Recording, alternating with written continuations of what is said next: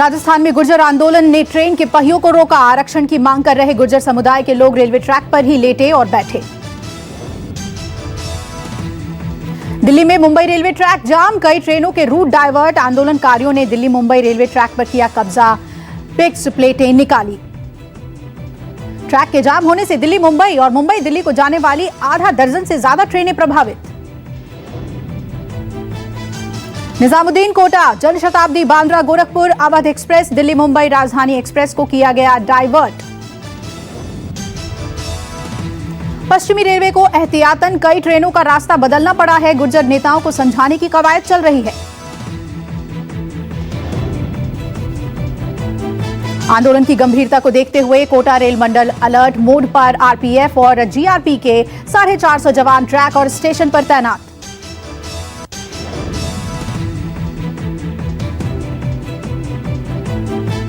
सवाई माधोपुर से भरतपुर की तरफ जाने वाली 10 से ज्यादा ट्रेनों को किया गया डाइवर्ट। निजामुद्दीन एक्सप्रेस समेत कई ट्रेनों के रूट बदले।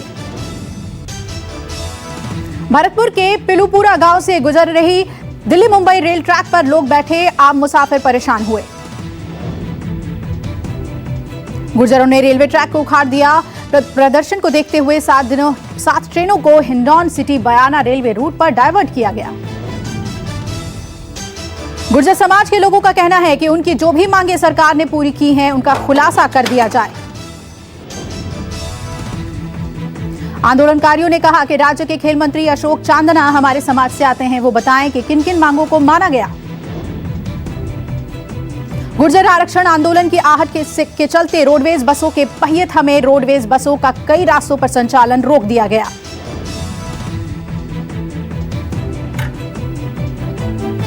मंगलवार के बिहार में होने वाली वोटिंग से पहले सियासी बयानबाजी जारी। पीएम मोदी के डबल इंजन की सरकार और डबल युवराज वाले बयान पर लालू यादव ने करारा हमला बोला। लालू यादव ने पीएम मोदी के बयान पर पलटवार किया। लालू यादव ने बिहार की नीतीश सरकार को ट्रबल इंजन की सरकार बताया। लालू यादव ने ट्वीट करके निशाना साधा, कहा ये डबल इंजन नहीं ट्रबल इंजन है। लॉकडाउन में फंसे मजदूरों को वापस लाने के वक्त डबल इंजन कहां था। डबल इंजन वाले बयान पर तेजस्वी यादव भी भड़के, कहा नीतीश की विदाई तय है, बिहार में महागठबंधन की सरकार बनेगी। देखिए, ये बहस का मुद्दा जब तक परिणाम नहीं आएगा तब तक वो विश्वास नहीं करेंगे। हमें तो पूरा विश्वास है कि नीतीश जी की विदाई तय है और महागठबंधन की सरकार बनने जा रही है और ये नीतीश जी को विश्वास हो जाएगा। प्रधानमंत्री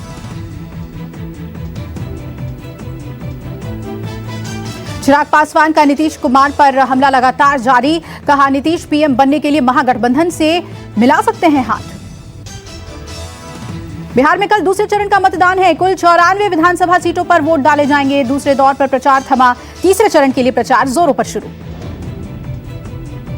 बिहार में बीजेपी के स्टार प्रचारक योगी आदित्यनाथ ने फिर मोर्चा संभाला। बिहार में आज 3 रैलियां वाल्मीकि नगर, रक्सौल, सीतामढ़ी में चुनावी सभाओं को संबोधित करेंगे।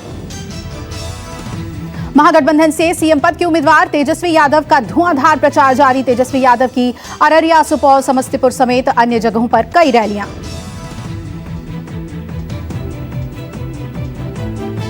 हाथरस मामले में इलाहाबाद हाईकोर्ट में आज सुनवाई। सुप्रीम कोर्ट ने इलाहाबाद हाईकोर्ट की निगरानी में जांच का दिया था फैसला। लव जिहाद के खिलाफ कानून बनाने पर शुरू हुई सियासत। मुस्लिम धर्मगुरुओं और विपक्षी दलों ने बीजेपी को घेरना शुरू किया। 12 दिसंबर से होगी अयोध्या केंद्र श्रीराम पथ यात्रा। टूरिस्ट ट्रेन की शुरुआत बुकिंग आरसीटीसी से होगी। इस टूर में अयोध्या, प्रयागराज और चित्रकूट में श्रीराम से जुड़े तीर्थ स्थल दिखाए जाएंगे।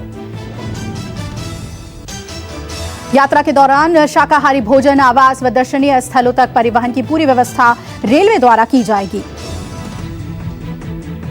वाराणसी के दशाश्वमेध घाट पर कारगिल शहीदों और कोरोना में जान गंवाने वालों के लिए स्मृति के लिए आकाशदीप जलाए गए।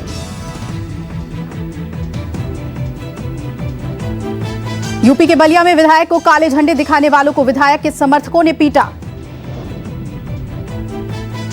बलिया के बैरिया से विधायक सुरेंद्र सिंह ने हत्या के आरोपियों के पक्ष में दिया था बयान, जिससे होलकर समाज के लोगों में आक्रोश है।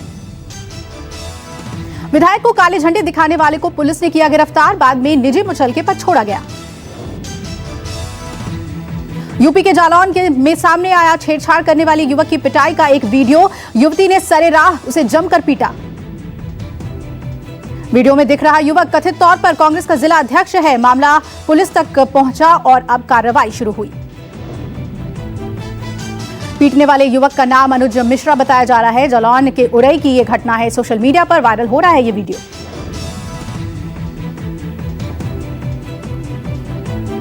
एमपी के पूर्व सीएम कमलनाथ की याचिका पर आज सुप्रीम कोर्ट में सुनवाई। कमलनाथ ने चुनाव आयोग के एक आदेश के खिलाफ दी है याचिका। चुनाव आयोग द्वारा दिए गए कांग्रेस के स्टार प्रचारक की लिस्ट से नाम हटाने के आदेश को दी गई है चुनौती। चुनाव प्रचार के दौरान कमलनाथ के विवादित बयान के चलते चुनाव आयोग ने उनके खिलाफ ये कार्रवाई की है। कमलनाथ ने कहा, आयोग पार्टी के फैसले में हस्तक्षेप नहीं कर सकता। चुनाव आयोग फैसला बुनियादी अधिकारों का उल्लंघन है। सीएम शिवराज सिंह चौहान के बाद अब बेटे कार्तिकेय की भी फिसली जुबान। सीएम शिवराज को बोला पूर्व मुख्यमंत्री।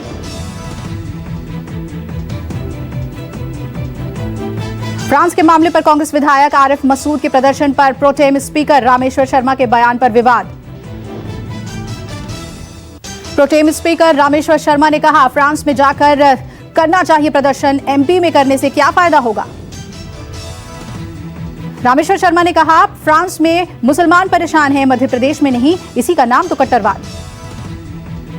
फ्रांस मामले में कांग्रेस विधायक आरिफ मसूद पर दिए गए बयान पर रामेश्वर शर्मा को मिली जान से मारने की धमकी।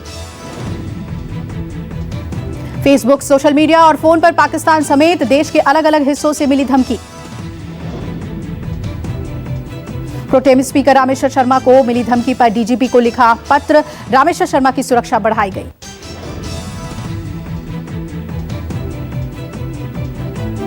हिमाचल के लाहौल स्पीति में जबरदस्त बर्फबारी हुई है। बर्फबारी के बाद पहाड़ की खूबसूरती और बढ़ी। पहाड़ सफेद चादर से ढक गया। हिमाचल के लाहौल स्पीति में सुबह से बर्फबारी के बाद कैलाश और आसपास के इलाकों में 2 से 3 इंच तक बर्फ गिरी। बंद हुआ मनाली लेह मार्ग। बर्फबारी के चलते फिलहाल सड़कों पर वाहनों की आवाजाही पूरी तरह से बंद है। बिजली आपूर्ति सुबह से बाधित चल रहा है। बर्फबारी को देखते हुए मनाली प्रशासन ने आम जनता से अपील की कि बर्फबारी के चलते मौसम साफ होने तक अटल टनल रोहतांग से आगे का रुख न करें।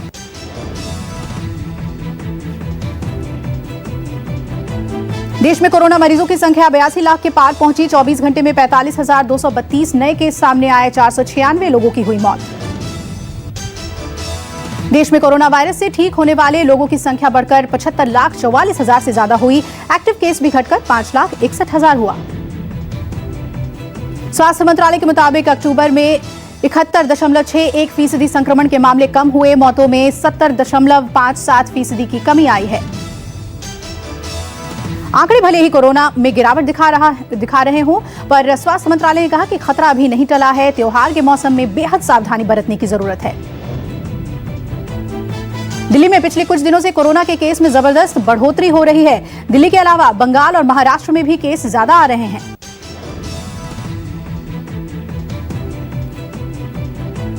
रविवार को भी दिल्ली में 5600 से अधिक केस दर्ज किए गए। दिल्ली में कुल मामलों की संख्या 3.92 लाख पहुंच गई है। कोरोना के मद्देनजर गहलोत सरकार ने दीपावली में पटाखों की बिक्री और आतिशबाजी पर रोक लगाई। राजस्थान में पटाखों की बिक्री के अस्थायी लाइसेंस पर भी रोक लगाने के निर्देश दिए गए।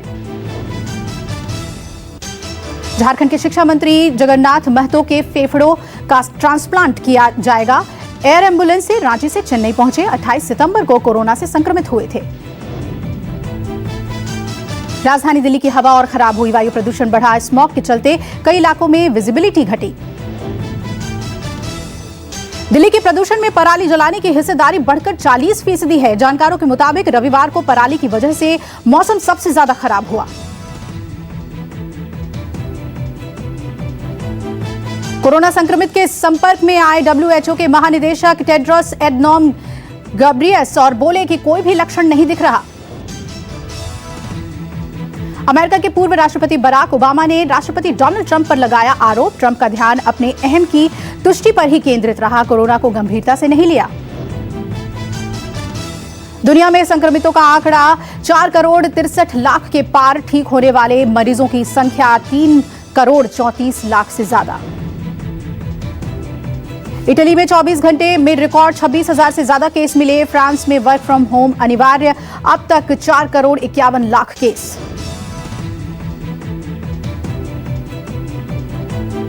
यूपी के मेरठ में अवैध पटाखा बनाने वाली फैक्ट्री का भंडाफोड़, पुलिस ने 6 लोगों को किया गिरफ्तार। छापेमारी के दौरान पुलिस ने बरामद किया पटाखों का जखीरा। एक बंद मकान की छत पर सुखाए जा रहे थे पटाखे। यह अवैध फैक्ट्री मेरठ में मवाना के एक बंद मकान में चल रही थी। पटाखा फैक्ट्री का भी मालिक अभी फरार बताया जा रहा है। पकड़े गए पटाखों की कीमत लाखों में। बता दें कि पुलिस ने इन दिनों अवैध पटाखा बनाने वालों के खिलाफ अभियान छेड़ रखा है। बारात विदाई के वक्त पटाखों में अचानक लगी आग, धमाका होने से मकान क्षतिग्रस्त, 4 बच्चे समेत 5 लोग घायल।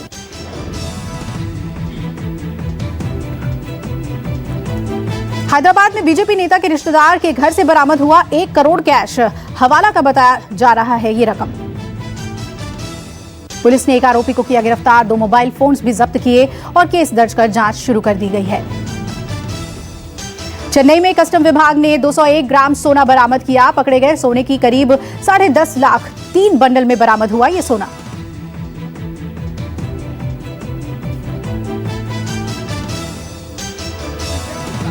दिल्ली में आदर्श नगर में रहने वाले सुशील कुमार की याद में मानव श्रृंखला बनाकर दी गई श्रद्धांजलि। 27 अक्टूबर को हुए झगड़े में 3 भाइयों पर पड़ोसियों ने चाकुओं से हमला कर दिया था, जिसमें सुशील की मौत हो गई थी।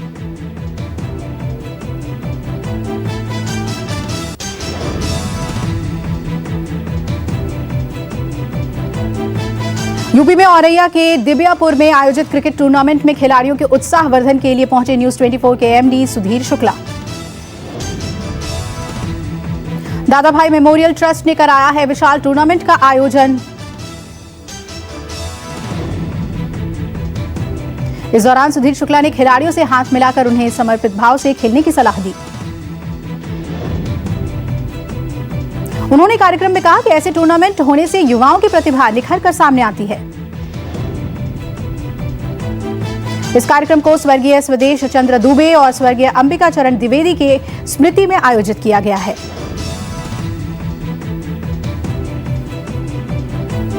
आईपीएल में आज दिल्ली और बेंगलुरु के बीच कड़ी टक्कर, प्लेऑफ की दूसरी टीम का होगा फैसला। जीतने वाली टीम पहले क्वालिफायर में मुंबई से भिड़ेगी। चेन्नई ने पंजाब को प्लेऑफ की रेस से किया बाहर, 9 विकेट से केकेआर को किया पस्त। केकेआर ने राजस्थान का किया पत्ता साफ, 60 रनों से रौंद टॉप 4 में कोलकाता। पहली बार महिला आईपीएल को मिला टाइटल, स्पॉन्सर जियो और बीसीसीआई के बीच करार। आईपीएल से संन्यास नहीं लेंगे धोनी, कमेंटेटर से पूछा क्या येलो जर्सी में आपका आखिरी मैच है? धोनी बोले बिल्कुल नहीं।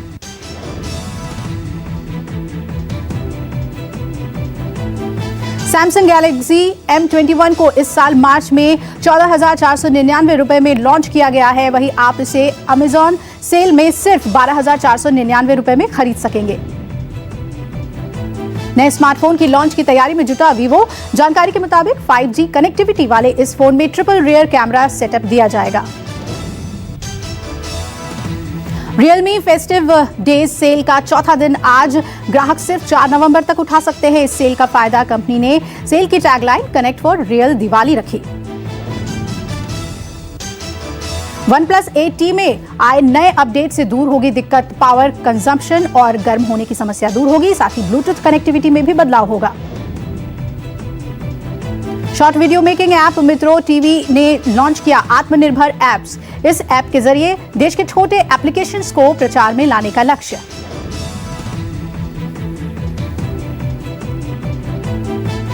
नवंबर महीने के पहले दिन पेट्रोल डीजल के भाव में किसी तरह का बदलाव नहीं। देश की राजधानी समेत सभी महानगरों में रेट्स स्थिर। रेल मंत्री पीयूष गोयल ने मुंबई वासियों को दी खुशखबरी। गोयल ने कहा मुंबई में शुरू होगा 610 सबअर्बन ट्रेनों का संचालन। बैंक ऑफ बड़ौदा ने रेपो रेट से जुड़े लोन पर ब्याज की दरों को 7% से घटाकर 6.85% किया। बैंक की नई दरें आज से लागू हो जाएंगी। Ahmedabad statue of unity seaplane सेवा को लेकर मिली प्रतिक्रिया। स्पाइस जेट जल्द ही अन्य शहरों में भी इस तरह की सेवाओं को शुरू करने के लिए तैयार। दिवाली के लिए दिल्ली के बाजार तैयार। सदर बाजार में ग्रीन पटाखों की भरमार नजर आई। बाजार में ग्रीन पटाखों की 200 से ज्यादा वैरायटी होने का दावा।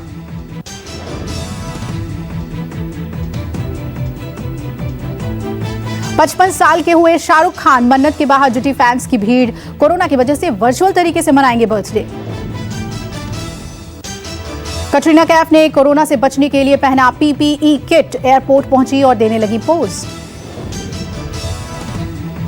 कंगना रनौत का यूट्यूबर ध्रुव राठी पर फूटा गुस्सा। बोली, झूठ परोसने के लिए भिजवा सकती हूं जेल। बंबई में काबा के बाद अनुभव सिन्हा रोमांटिक भोजपुरी गाना बेबबुनी करेंगे लॉन्च।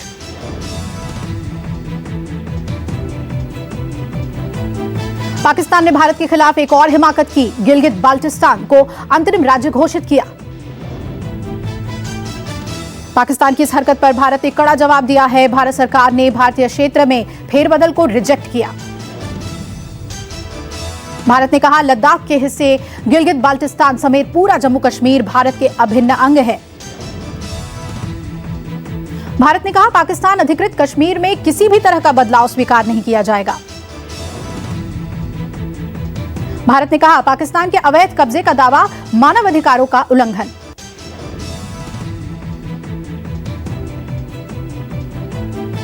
अमेरिका चुनाव में ट्रंप को झटका। एनवाईटी पोल्स में बाइडेन 4 राज्यों में ट्रंप से आगे।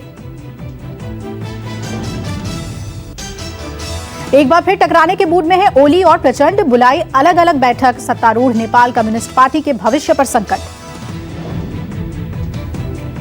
नेपाल में पीएम ओली और प्रचंड के बीच बढ़ा तनाव। बिना सलाह प्रधानमंत्री के फैसलों से नाराज हैं प्रचंड।